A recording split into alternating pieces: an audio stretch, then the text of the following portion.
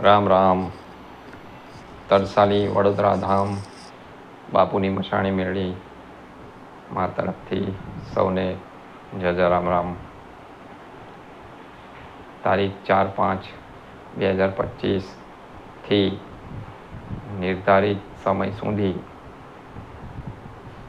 ગાદી બંધ રાખવામાં આવેલ છે, જેનું મુખ્ય કારણ ગરમી વધારે હોવાથી ભાવિ ભક્તોને તકલીફ ન પડે તે માટે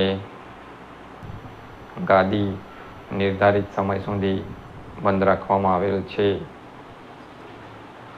આવનારા સમયમાં ગાદી ચાલુ થશે ત્યારે યુટ્યુબ પર તેનું પ્રસારણ કરવામાં આવશે તેવી દરેક માઈ ભક્તોને